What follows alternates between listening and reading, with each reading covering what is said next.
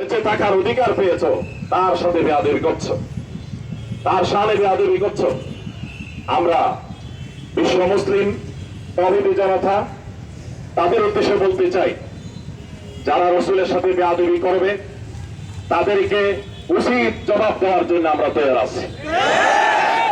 শুধু ভারতে নয়, সারা পৃথিবীর যে কোনো প্রান্তে আমাদের নবীজির সাথে কেউ বেয়াদবি করলে তার যথাযথ জবাব দেওয়ার জন্য রসুলের আশিকিন এবং রসুলের প্রেমিক উম্মতরা আমরা তৈরি আছি। আমরা শপথ গ্রহণ করেছি, আমরা ঈমান এনেছি, আমরা লা ইলাহা ইল্লাল্লাহ মুহাম্মাদুর রাসূলুল্লাহ যে কালেমা পড়েছি আল্লাহ এবং রসুলের নামে, সে মহান আল্লাহ এবং রসুলের জন্য আমরা জীবন দিতে তৈরি। আল্লাহ এবং রসুলের বিষয়ে আমরা আপোষহীন। যে আল্লাহর সাথে নবীর সাথে কোরআন ইসলামের সাথে বেয়াদবি করবে আমরা তাকে সাথ দিতে রাজি নেই। আমরা রাসূল করিম সাল্লাল্লাহু আলাইহি ওয়াসাল্লামের সে হাদিস সকলকে জানিয়ে দিতে চাই। আমাদেরকে রাসূল করিম সাল্লাল্লাহু আলাইহি ওয়াসাল্লাম দায়িত্ব দিয়েছেন, যারা আমরা মুসলিম, কেউ যদি নবীকে গালি দেয়, নবীর সাথে বেয়াদবি করে, তাকে এক মুহূর্তের জন্য বরদাস্ত করা হবে না, তাকে এই দুনিয়ায় থাকতে দেওয়া হবে না, তার জীবিত থাকার কোন অধিকার নেই, তার শাস্তি হলো মৃত্যুদণ্ড।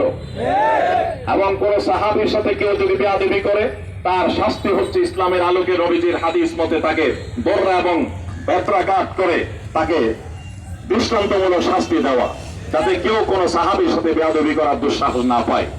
আর কোন নবী রাসূলের সাথে বেয়াদবি করলে তার একমাত্র শাস্তি হচ্ছে তাকে মৃত্যুদণ্ড দেওয়া। এটা শুধু আমাদের নবীজির জন্য নয়, আমরা মুসলমান সমস্ত নবী এবং রসুলকে শ্রদ্ধা করি, বিশ্বাস করি।